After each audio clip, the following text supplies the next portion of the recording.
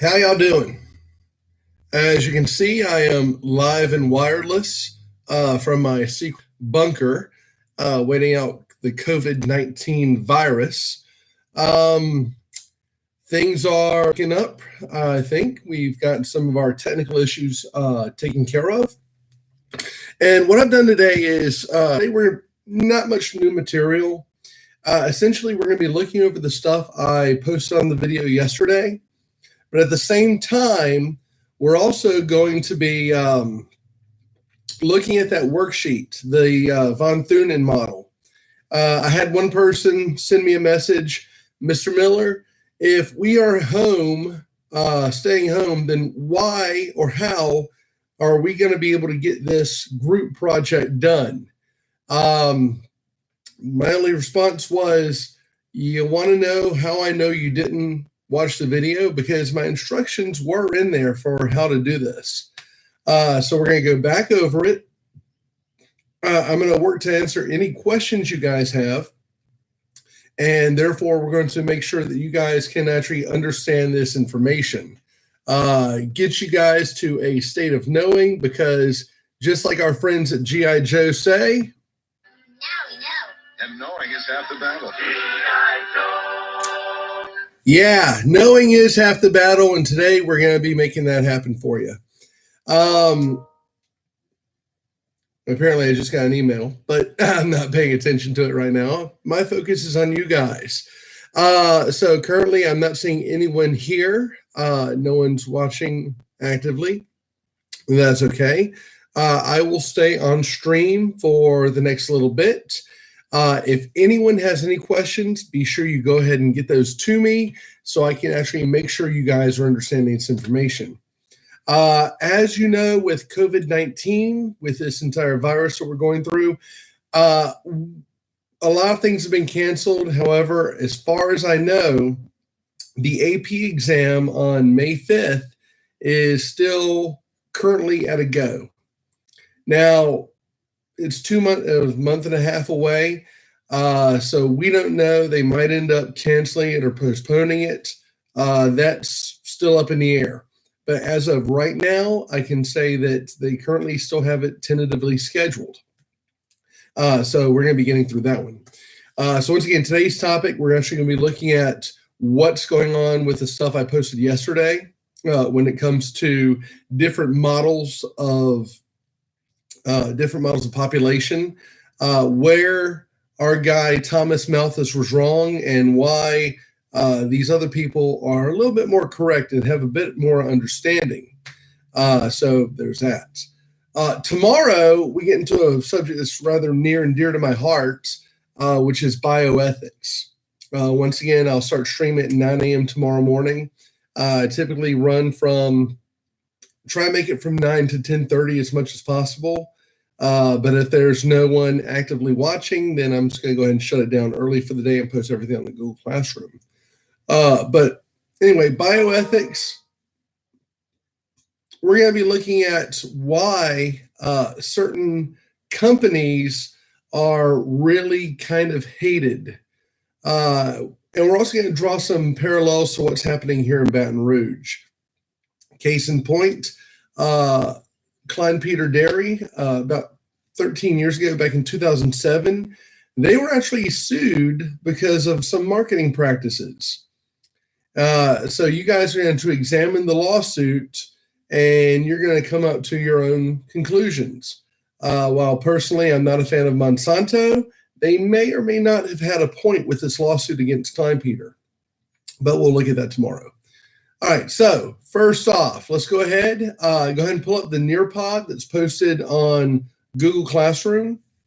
I have it listed with the Agriculture Day 4. And if anyone needs it, then it will also be, I'll tell you what, I'll do this one. I'll launch a live lesson, resume this lesson.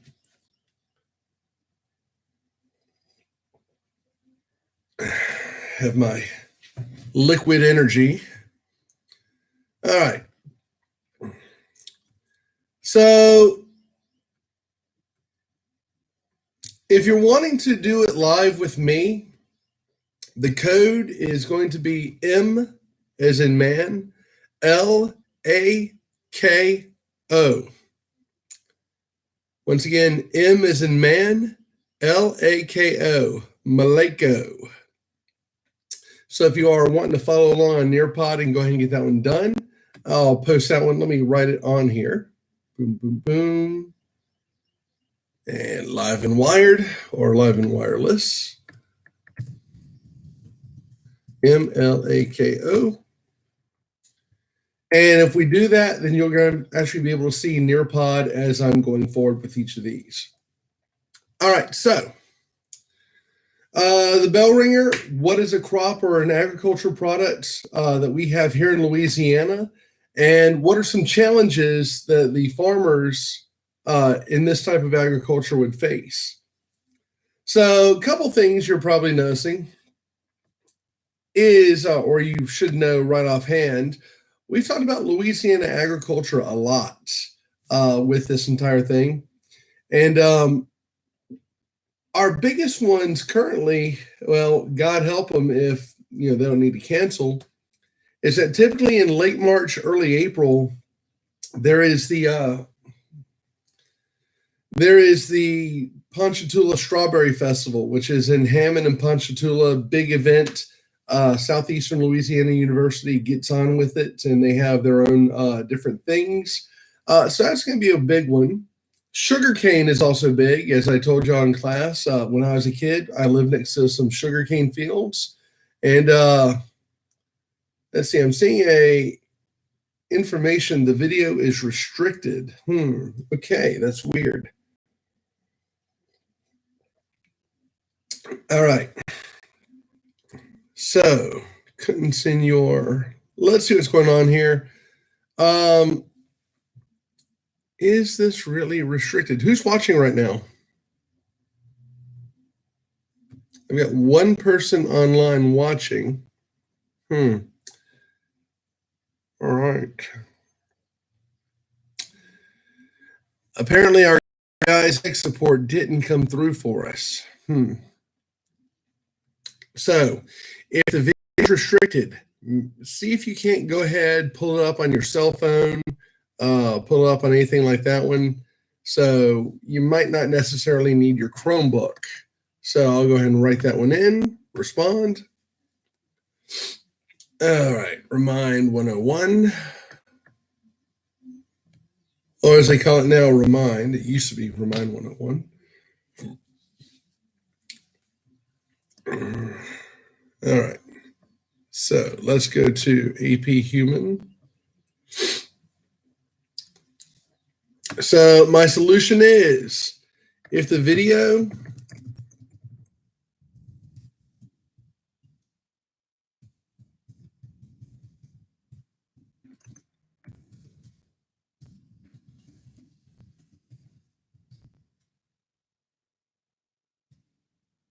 watch it on any device other than your Chromebook.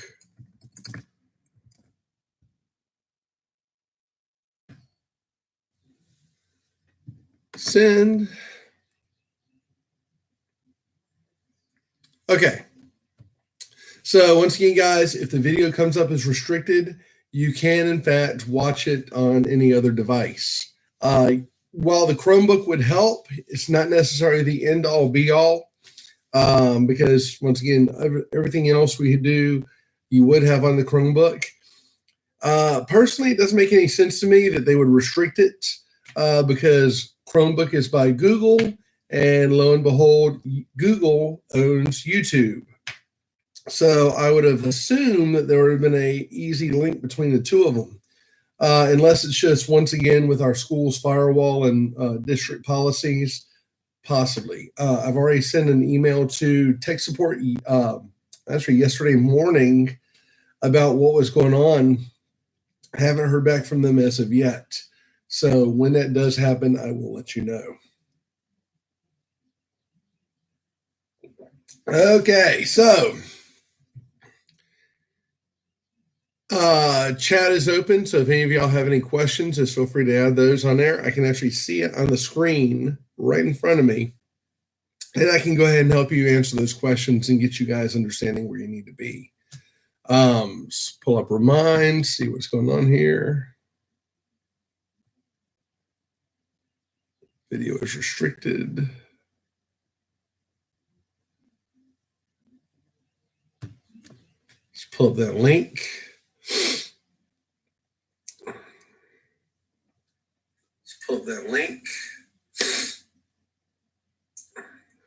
Wow, I hate the sound of my own voice. Wow, I hate the sound of my own voice. Okay, now I've got 2 people in. Yay, 2 people. So let's go ahead and move forward. First off, are there any questions that any of you guys have want to ask? Let's go ahead and type those in. So our goal here, this is considered enrichment. So we're going to be working to make sure you guys can understand these concepts before we move on to the next one. And once again, tomorrow we will be looking at bioethics, which is always fun.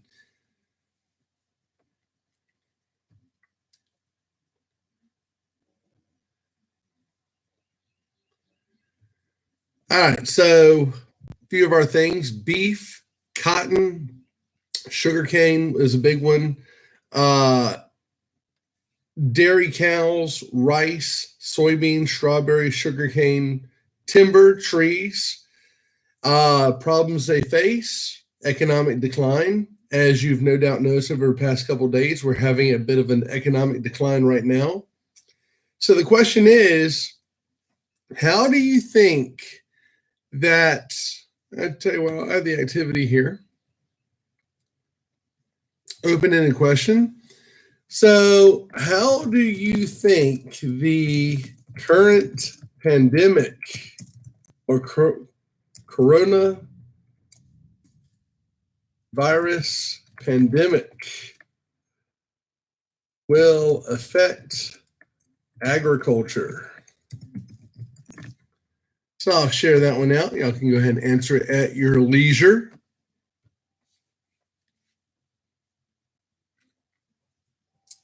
So one person watching.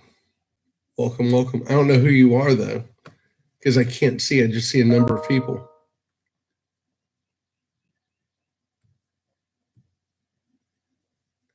All right, new message. I don't have any other device. Oh. Okay. Crap.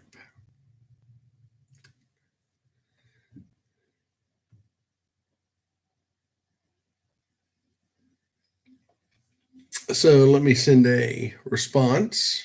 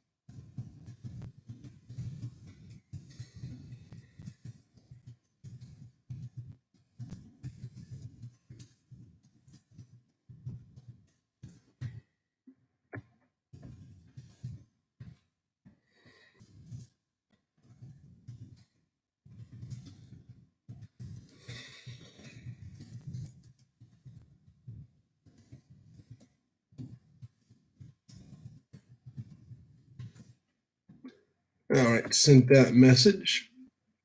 And yes, I realize I just wiped my nose, but you know what? I'm at home in my secret bunker, so it doesn't much matter. Okay, so let's go forward. No results yet. How do you think the current coronavirus pandemic will affect agriculture? I think I might end up turning that into a bell ringer for our next one. Hooray. So I'm going to go ahead and close the activity and move forward.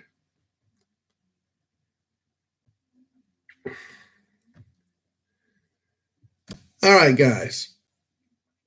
So developing countries. What are some issues that developing countries have?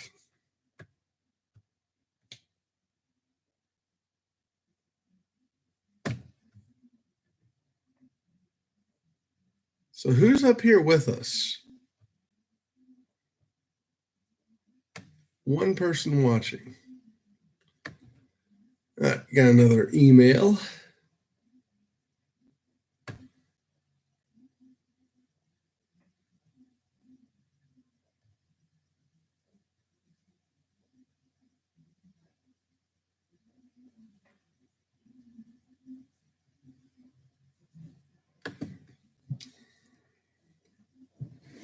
All right. Let me respond to this one. So Jada says the issue with the Van Thunen analysis. The bottom would not let me type or put my answers in there or edit, so I could not do it, but I did the top parts. To which I would say, try again. This is supposed to be your own copy. When I set it.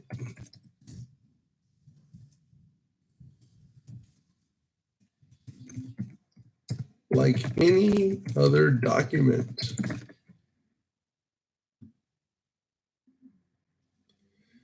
All right, 3 people watching now. Yay, welcome. All right, guys, so make sure you say hi in the chat so I can know who's actually doing this one right there on the side of the screen. So I know who's actually here. Also, don't just put a nickname. Actually put your actual name because I kind of need to know that. Because I had someone like Salty something yesterday, and I have no idea who that was. All right. So does anyone have any other major questions going on? Yes, no, maybe so. More emails.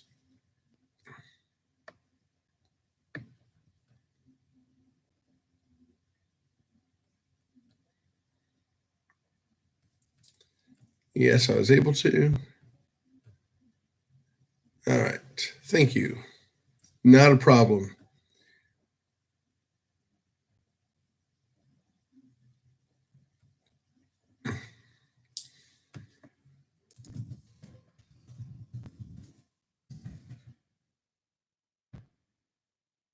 Okay. So going forward, demographic transition. I'm trying to figure out how to do the split screen so I can actually broadcast both my face as well as my screen here, because Lord knows you probably don't want to see my face. I mean, you see me 5 days a week most of the time. I'm sure you could use that nice little break. But this is our demographic transition here. Developing countries first. So stages 2 and 3 of our demographic transition. What are some issues you think farmers are encountering at these? Go ahead.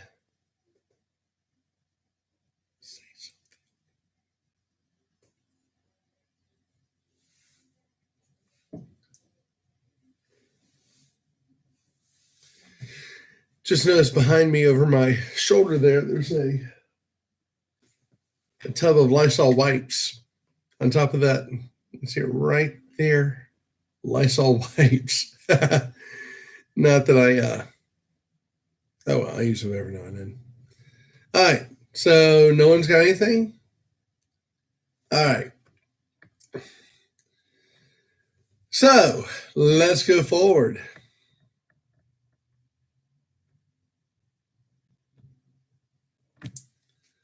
So in this case, farmers in these developing countries have two main responsibilities. One, they have to feed their population. Because as you see on that chart, that population is starting to go up. Your birth rate is staying high, but your death rate starts dropping. People are living longer. And as a result, your population increases.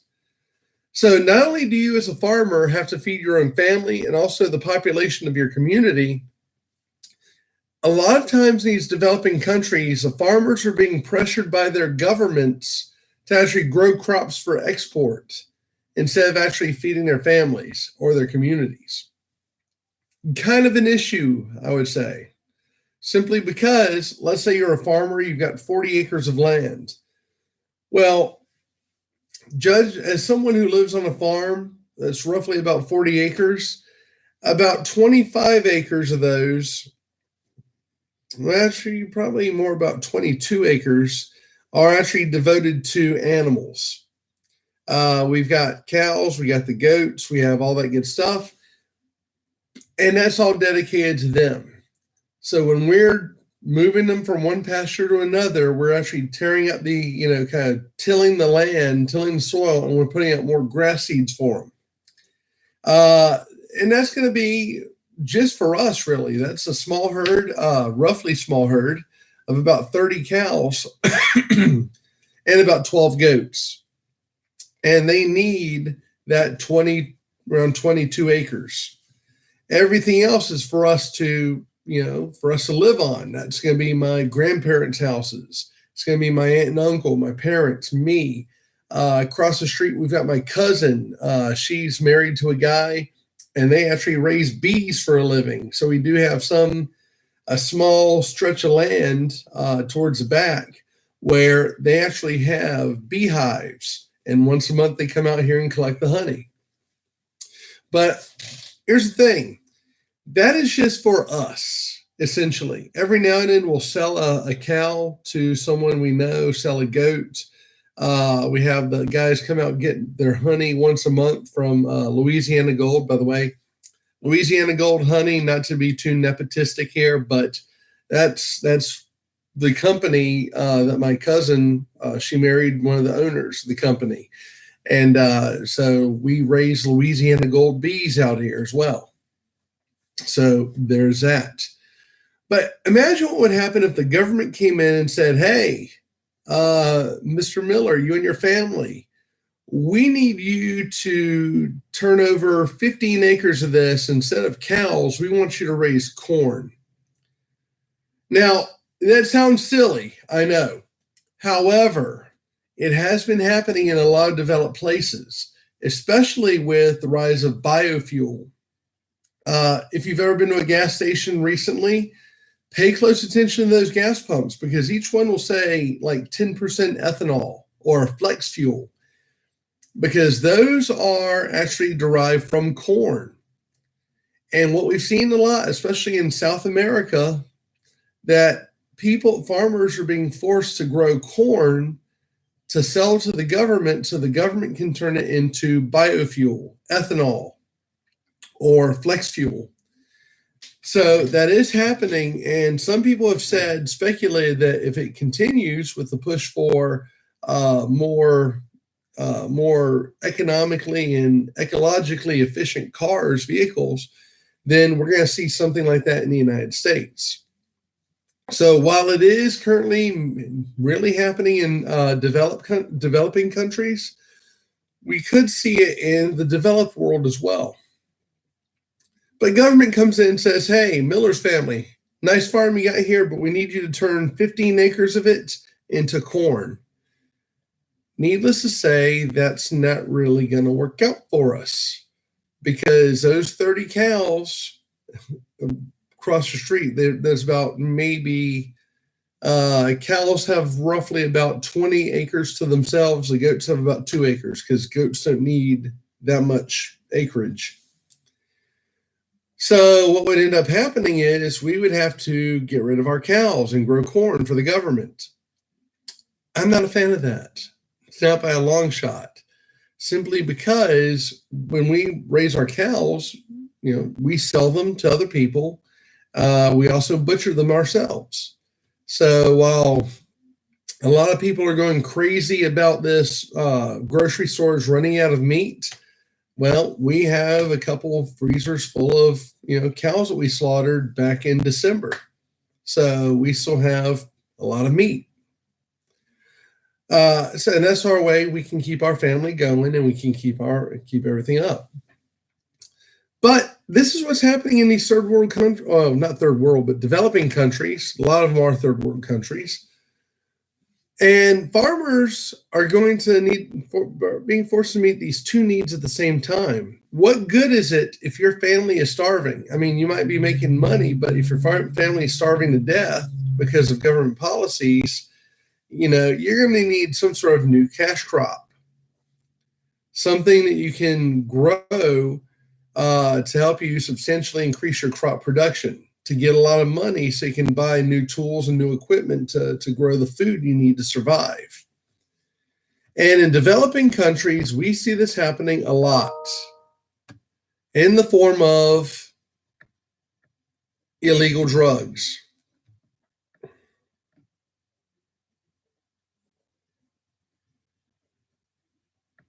Yes, I know that I'm live. Thank you. I just got an email saying that I'm live. Okay. All right. So this is a sad reality for a lot of farmers in developing countries. They need the cash, a cash crop to sell for the government, in order to import more of the technology and more of the chemicals that they need to grow food to feed themselves and their communities. And what happens is a number of these farmers are turning to illegal drugs. One of the biggest ones, well, the three big ones, Colombia, Peru, and Bolivia have cocaine. Afghanistan has heroin. Afghanistan, Myanmar, and Laos are growing these poppy fields, and this is what you're seeing in the picture here, is that this is a poppy farmer, and he's out there kind of using a scythe, which is essentially that long stick, but you can't really see the blade on it, that the angle it's turned at, but there's a blade on there, and when he swings it, it actually cuts flowers. He takes back and he actually milks those flowers or gets the fluid out of them to produce opium and heroin. By the way, scythe, you've probably seen the Grim Reaper, the skeleton in the robe with the giant, the stick with the blade on it. That's what that is. It's a weird angle he's holding it. You can barely see the blade. It is, but he's out there actually cutting this stuff. And in Mexico, we have marijuana farming.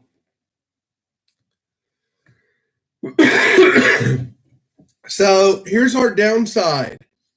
While these guys are making money for the government and able to buy the supplies they need to grow their own food for their families and their communities, you also have a downside, which is on this next video.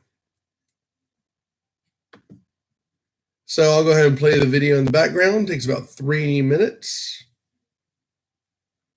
Welcome, Maria. I see you're in. In a park in downtown Kabul, huddled under the trees, are a group of Afghans ignored by society.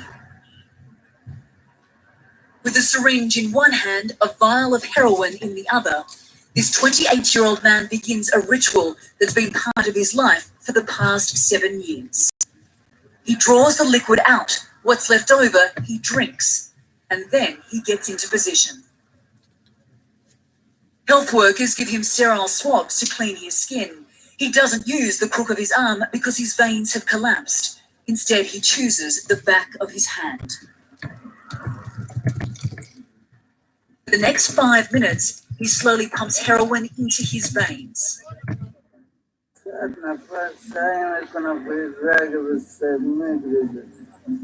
He then collapses with the needle still sticking out of his hand. This is a tragic scene repeated throughout the country, with up to 1 million Afghanis addicted to drugs. That's 8% of the population, double the world average. With Afghanistan producing 90% of the world's opium, the main ingredient of heroin, drugs here are pure in quality and very cheap. 28-year-old Reza injects half a gram a day, which costs around $4.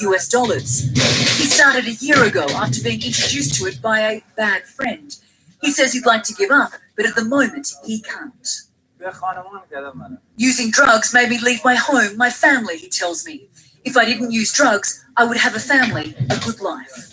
I will show you the... Bernd Spisser runs a preventative drug program for Médecins du Monde in Kabul. It's the only clinic that provides methadone, a substitute for heroin, but can only legally cater for 71 drug users. I would describe the drug addiction problem in Afghanistan as enormous and growing. The clinic also helps addicts who walk in off the street. This is his first day that he's not used any other drugs normally. Yesterday, He introduces me to 38-year-old Asadullah, who's been an addict for 14 years. The father of four says his family has had enough. I want to use methadone until I forget drugs completely, he says. I want to be a healthy person, to find a good way to start a normal life. 2 years ago, there was a real sign the Afghan government and the international community were serious about tackling drug addiction in this country. A methadone program started, but 2 months later, it was shut down. Officials saying they're still trying to work out the best form of treatment. According to the United Nations, it is. But that means little to the countless number of desperate Afghanis who can't access the methadone program. 25-year-old Masoma is willing to try a more basic form of treatment. She and her entire family, including her 2 young boys, are addicted to opium. I started to use the drug like a medicine for pain relief after my husband died. But when I became an addict, I had to search for a way to stop this. They're staying at Mother Camp, an organization founded by a local Afghan woman which tackles drug abuse through counseling. I feel shame and say to myself, why did I do this? Why didn't I think of my children, my future? A powerful motive that for now is keeping her addiction at bay.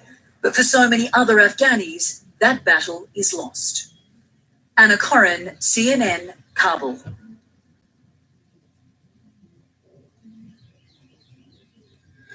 All right, so caught between a rock and a hard place.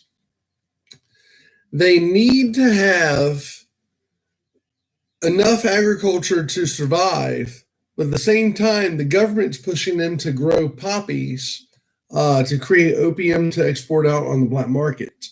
And as a result, a number of Afghanis are now becoming addicted to heroin. It's cheap for them to get, and it's also costing enough, it's very low quality because, as you can probably suspect, the good stuff, they're actually exporting out to the rest of the world. Hence why we have such an opium crisis in the United States now. All right, so go ahead and say we know that drugs are bad, especially now that we in the United States are in the middle of an opioid crisis. So our question is, how can we discourage the production of these drugs if those drugs are the main driving force behind their economy? If they literally need those drugs to survive, to sell, it's a steady source of income for a place like Afghanistan. So what should we do to help these guys out, to get them not addicted anymore, to actually be able to get them to move in a more positive direction? Go ahead and submit your answers as soon as you can. The one person who is on there, Maria. Hi, Maria. Pena. All right. Once you've submitted, we're going to move on.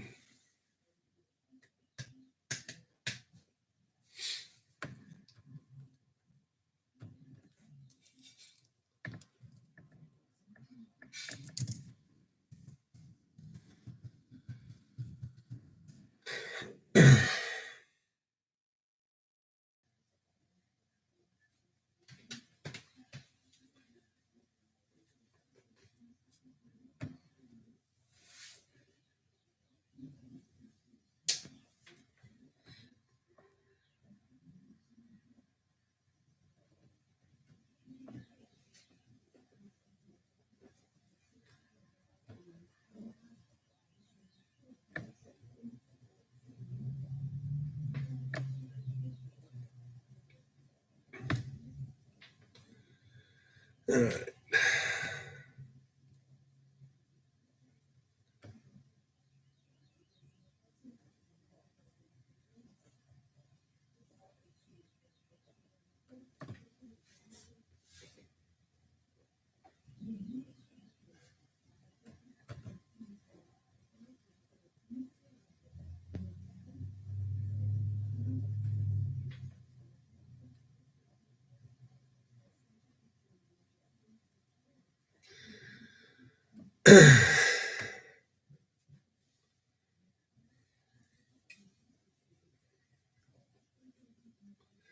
Okay, so what's our solution here? How can we get rid of those drugs and try to promote people from staying high all the time if those drugs are going to be one of the driving factors behind their country's economy?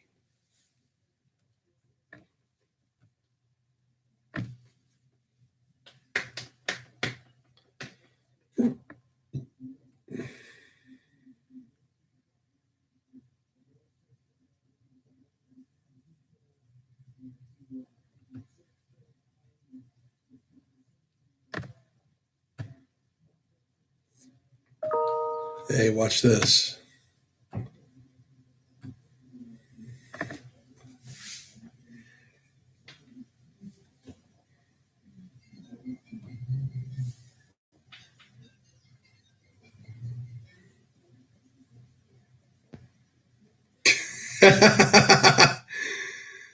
Yeah, I see him, Muhammad.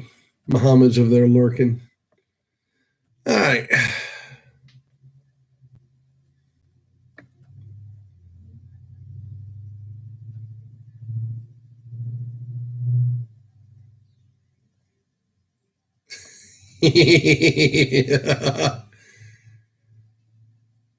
Okay.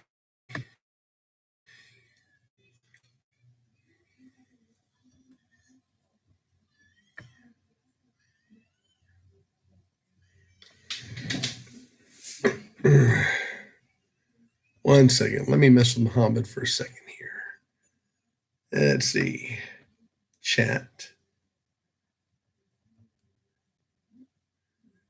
That's good too. Chat with students.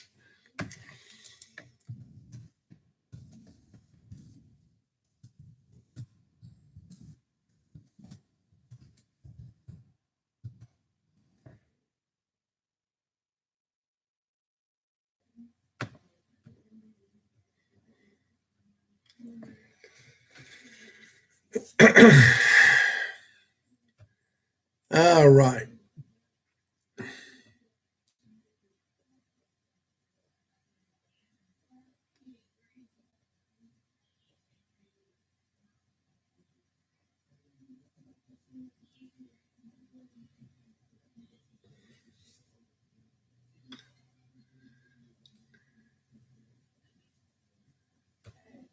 Okay.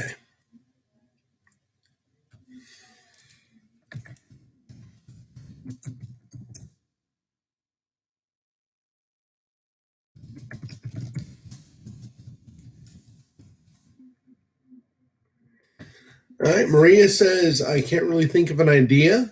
To which I'm replying, that's cool. Maybe something will come to you later. So it's fine if you can't think of anything right now, but maybe try to think of it a little bit. So maybe something will come later. Once again, our purpose with this class, with geography isn't so much to get you guys knowing the material right then and there. It is to get you guys to understand it in the long term. So if you're not thinking of anything right now, that's perfectly fine. But just kind of keep it in the back of your head, play with it a little bit, and see where we can go from there. All right, let's go ahead and move forward. And here we go.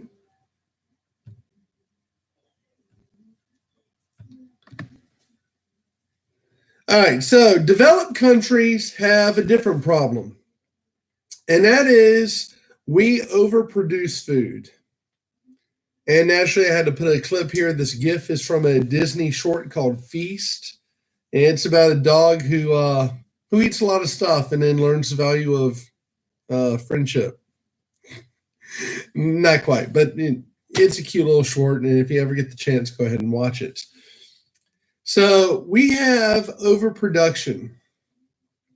So if you were in my civics class last year, as some of you were, you know about supply and demand. At least you should have some understanding of supply and demand. So real quick, here's a supply and demand curve. So with any product, you're going to have three things that are going on with that product. Well, now 4 things. On the x-axis, going from left to right, we've got the quantity. It's at the bottom there. On the y-axis, up and down, we've got price. So quantity goes to the left, price goes up and down.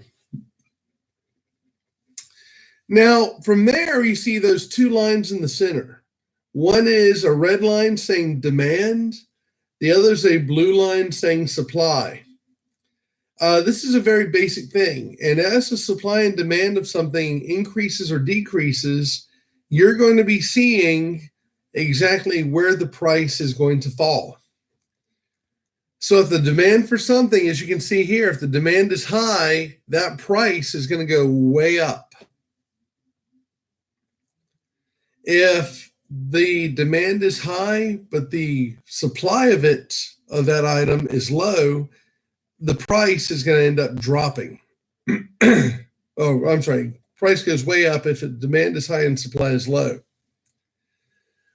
But the exact opposite happens. If your supply is too high, if you have too many of an item and you need to try to sell it, well, if you got too many and the price is too high, you need to get that price low in order to get people to buy what you're selling.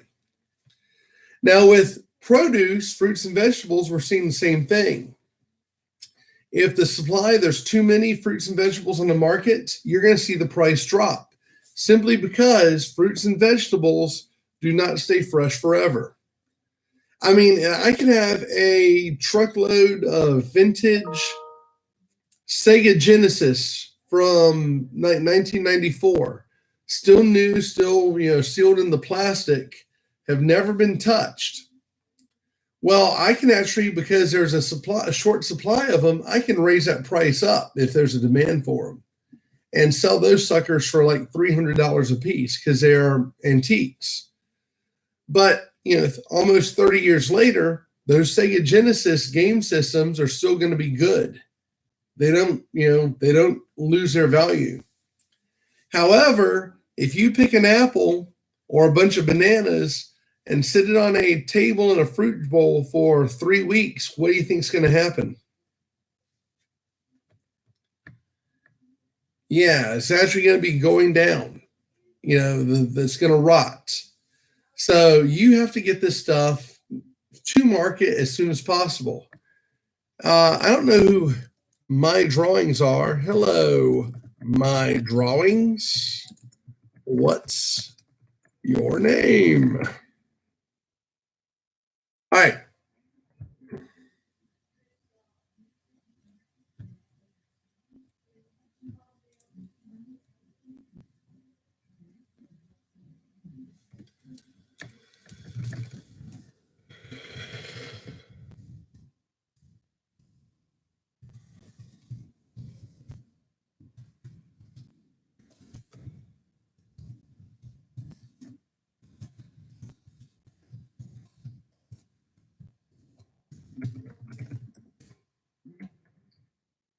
All right.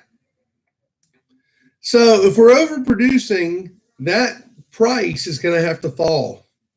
Because if you're selling apples for $1 a piece, good Lord, you're horrible. $1 a piece for apples, you're kind of horrible. But if you're overproducing those and the price is too high, and what's going to happen is those apples are eventually going to go bad, because fruits and vegetables don't stay the same price forever. They don't stay the same quality forever. They start rotting. They start going away. So if you're overproducing a lot of food, your price is going to go down because there's too much of it on there. So in developed countries, we typically see an overproduction of food because commercial farms can supply so much food that the demand is low. The supply outweighs the demand, and therefore those prices are going to remain low. That's why there's such a push against people saying that farm workers should be getting $15 an hour living wage. Well, the problem is, if you're going to do that one, there's so much issue with that because you'd have to raise the prices of the produce to pay those farmers. And as a result, or rather the migrant workers who are actually working in the fields, and what's going to happen is the price is going to have to go up on those fruits and vegetables to pay them. But as that price goes up, the demand's not going to change. There's still going to be a steady demand. In fact, if the price goes up too much, the demand might actually drop. Case in point, if you ever go to, next time you're at the grocery store, look at the produce section. Look at how many different types of apples there are.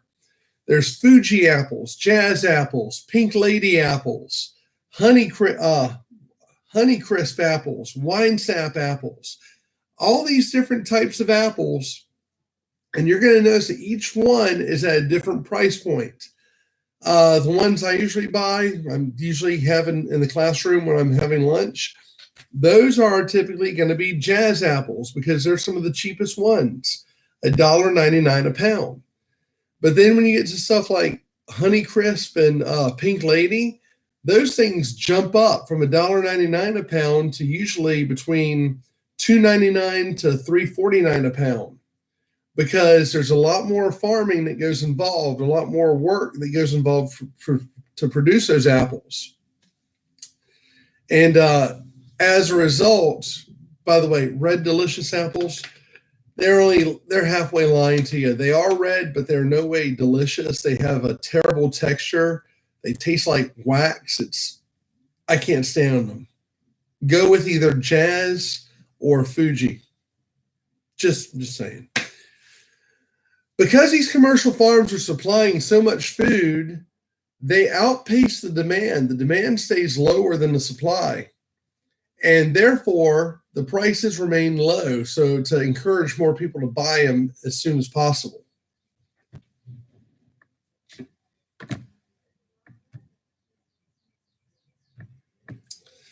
So this is where we get to the homework or the group work that is posted on Google Classroom, called the von Thunen model. Also called the theory of rural land usage. Farmers have to consider a couple of things. One, the cost of the land. Now, when we say cost of land in geography and agriculture, we're not simply talking about, hey, this piece, let's say 10 acres costs you $50,000. That's only part of it. The cost of the land is going to be the total cost of the land, which is also going to include stuff like property taxes. Because if you live almost anywhere, with the exception, I think, of Florida, I don't think Florida does property taxes, and maybe one or two other states. But no matter where you live, you have to pay taxes on your property. So my parents, for example, their piece of this farm is roughly about 3 acres. And each year they have to pay a little over $1,000 to the parish government. And that $1,000 to the parish government goes to funding schools, roads, the parish library, all that good stuff. So that is an ongoing cost. Secondly, you have to consider costs of land, including land improvement. In other words, if you are, say, building, let's say you have 10 acres and you want to square it off, put some barbed wire up, and run some cows out there. Well, those cows are going to be part of the land cost as well, because you have to maintain that land for those cows. So if it's an area that stays wet a lot, as you've no doubt noticed from our current weather, you might want to go build a drainage ditch out there. That's going to cost you. So you have to either hire someone to come out and dig that ditch, or you can rent a trencher yourself and dig the ditch yourself. That all goes into the cost of the land. And secondly, they have to look at the cost of transportation, because no matter what they're doing, no matter what products they're growing, whether it's cows, beef, dairy, they have to transport it to get it to the consumers. So our guy, Von Thunen, comes up with this model, and he says certain items are going to be grown and produced closer to the city simply because it costs a lot more in shipping costs, in transportation to get there. And farmers who make things with big transportation costs are naturally going to want to stay closer to the city. So in this case, let's go to our second one. I like this one a little bit better. So in the middle of your city, you're going to have horticulture. You have the city center itself, and just outside of it, you're going to have horticulture and dairy. Simply because horticulture is going to be garden plants. They have to be transported fast. Stuff like places like Home Depot has a lot of horticulture stuff, those decorative plants, vegetable plants. So they're going to want to be towards the center of the city, as well as the producers who make those things. Places like Clegg's Nursery or Louisiana Nursery, or the recently shut down Harb's Oasis. They closed back in, I think, October this past year. Weren't making enough money. The business wasn't doing too hot, so they went ahead and closed it down. Beyond that, you're going to want things that are big and huge, like forestry. So that typically stays close to the city because forestry, it costs a lot of money to transport and cut down trees because trees are heavy. And of course, you know what trees make. They make furniture, they make lumber, they make paper. So that tends to stay close to where the cities are, those forestry areas, simply because they're not going to want to spend a lot of time and money to actually transport these heavy trees from one place to another. Outside of that, you have crop rotation areas. That's going to be the places like my family. That's going to be where you have different crops growing in different areas. And you rotate those on an annual basis. Crop and pasture alternate use after that one, because let's face it, if you're pasturing cows, guess what? Those cows are going to need something to eat. And if you're doing those alternate use, grow corn one year, grow cows the next, that's going to be route side. It's cheap to transport, so it gets a little bit further away.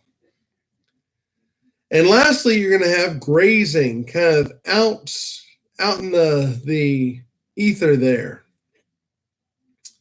That's going to be your grazing area, which would be stuff where you just have cows out to pasture. These are big ranchers.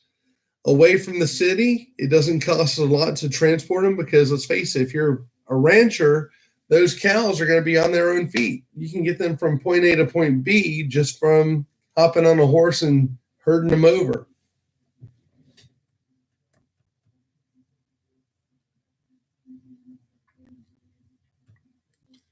All right. So next up, I've actually got the von Thunen model listed for you. Now, originally, this was meant to be a group exercise where you and your group mates would actually be doing this together. However, see, someone's on here. I don't know who. All right. That must be Maria. All right. So what you're going to be doing is you're going to read over this first section. So essentially it gives you kind of a understanding of what the von Thunen model actually means. All the way down for each of these. Now those last two pages, pages 6 and 7, is when you get to the actual written part of it. Now you should be able to do this on your own. Or you actually go in and you can write down what you need to write to submit it. Once you've done that one, you can actually share it. Now, this is posted up on Google Classroom. Every single one of you guys actually has your own copy of it. You should be able to do it and submit it through Google Classroom. In fact, it's listed under Google Classroom, Classwork, von Thunen model. I've set it worth 20 points. So essentially, after you read this one, you're going to first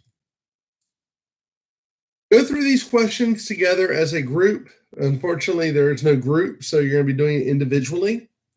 You're going to rank the following crops: timber, aka wood, dairy, grain, horticulture, and ranching.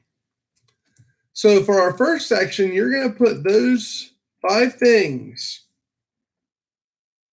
And one of the elements of the model states that land price influences the location of the crop. So land closer to the center, to that city where the market is going to be more expensive than the land that's farther away. By the way, this is still true with even in Louisiana in modern times.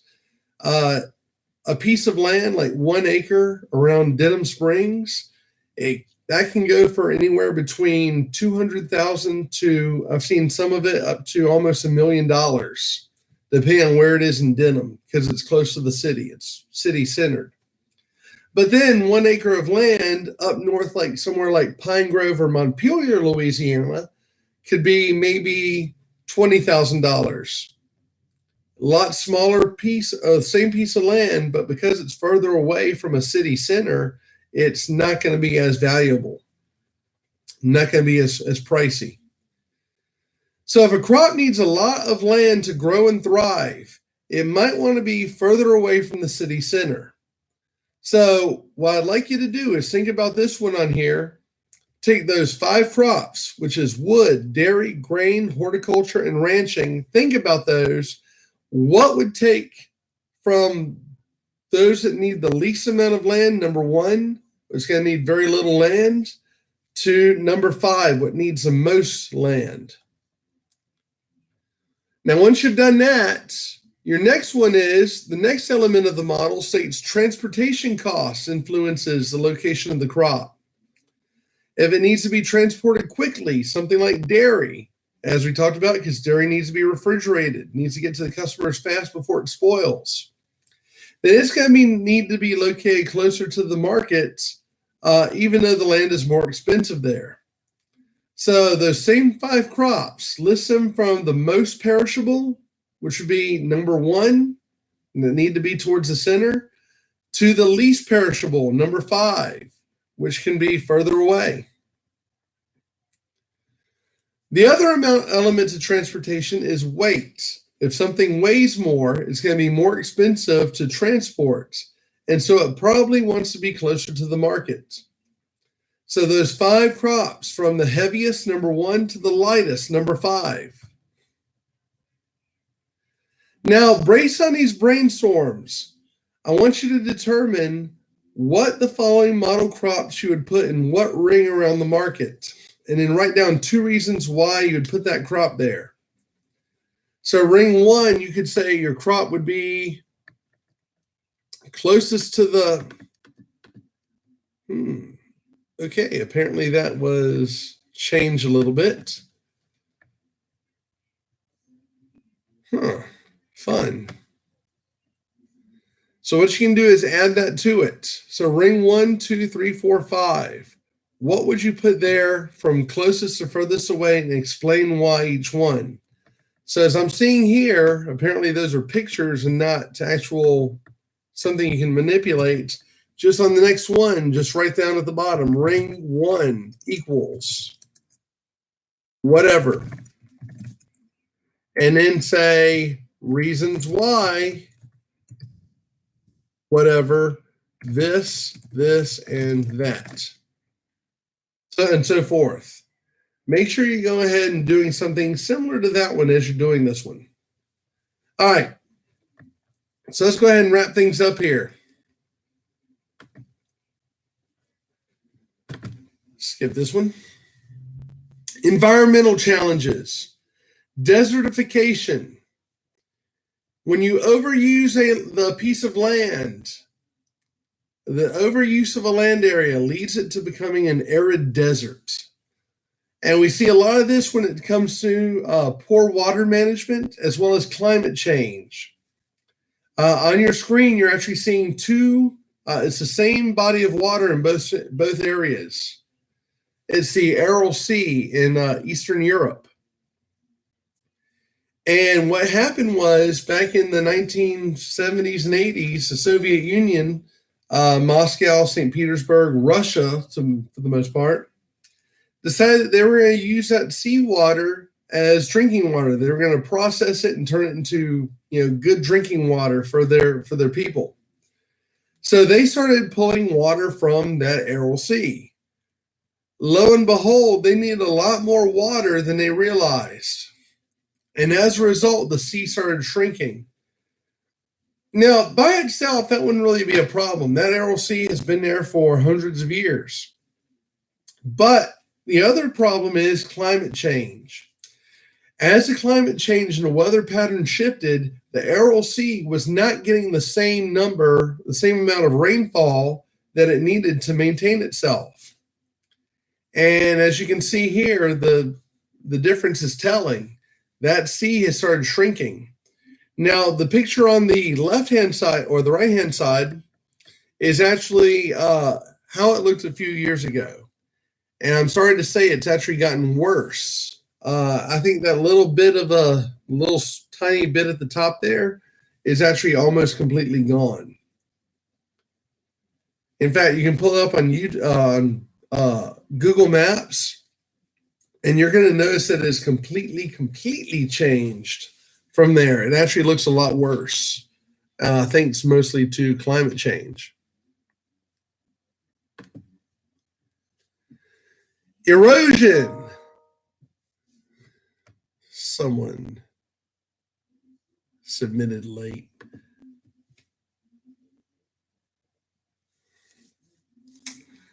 Okay, guys, I'm sorry to say this, but someone just submitted substitute day, Wednesday, August 21st. 209 days late. Needless to say, I'm not going to be counting that for a grade. 200 days late. Wow. All right. So erosion. This is a loss of the topmost layer of our fertile soil. It's a major problem in areas with fragile soils, steep slopes, or heavy seasonal rains. It's also a major problem on the Louisiana coastline. Because I'm sorry to say, after the 1927 flood, we went crazy building all these levees on the Mississippi River. And unfortunately for us, all that land down there, south of New Orleans, all that was grown thanks to the Mississippi. Mississippi River would flood the banks. It would deposit silt, river silt, and soil in those areas. And then it would actually cause more plants to grow. It would be really fertile soil. But after the 1927 flood, we decided to start building these levees. We contained the river. So that's our number one problem with coastal erosion, is that the river isn't there to redeposit any more silt and regrow those areas. That's why I'm such an advocate for killing the Bonnie Carey spillway. I always call it Bayou Carey. I don't know why. The Bonnie Carey spillway, and opening new spillways on the south side, because Bonnie Carey actually flows north into Lake Pontchartrain. But that's not where that silt and sediment is needed. It's needed towards the south, where those areas are starting to go away. So if you think environmental coastal erosion is a major problem, as I do, and you want to do something to help, get in touch, spread the word. We need to kill the Bonnie Carey and actually put another spillway on the south side of the Mississippi River. So that actually goes into those areas and put more soil into those areas. In those areas, plants will prevent erosion by holding the soil with their roots. So this is another big thing with Louisiana. As there's more seawater encroaching into those areas, more salt, it's actually killing a lot of plants there. Once those plants are dead, then what happens is their roots die, the roots no longer hold soil, and as a result, more of the coastland erodes away.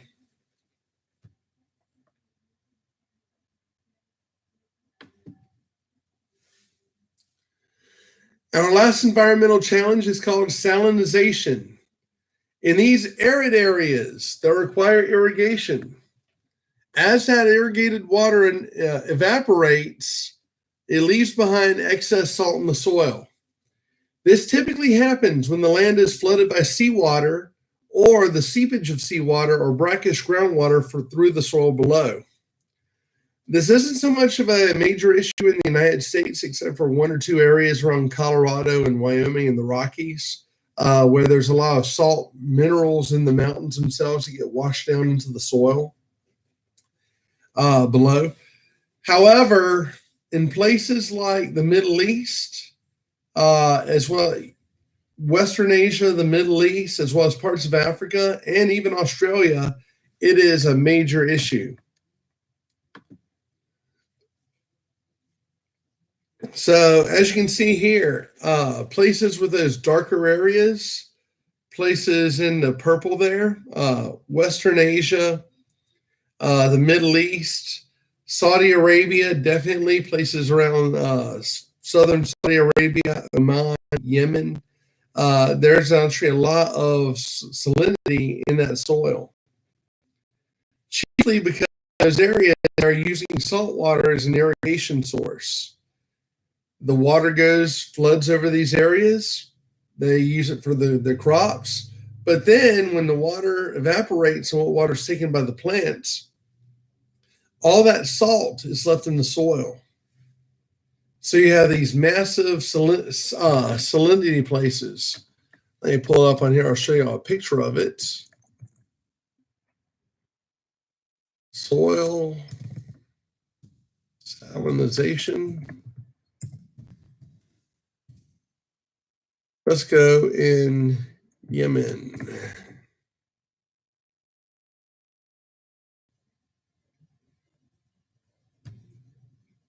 All right, copy image address. I'll share this one out to you guys. Add activity. Go to web content. Paste. Review. All right. So here's what it does. You actually see the land start turning almost white just because there's so much salt in the soil that it's actually coming up through the ground. The water,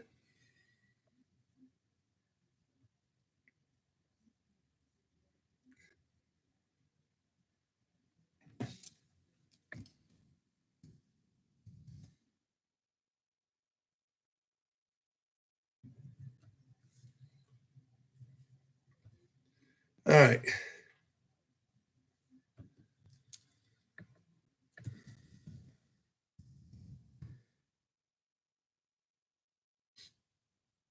All right, so that's all this salt actually coming up through the ground. The water has evaporated there. They use salt water to irrigate their crops. The crops were able to get the water they could out of it, and it left the rest of the salt in the ground. And it essentially turns it into almost a little bit of a desert, like a salt desert, salt flats.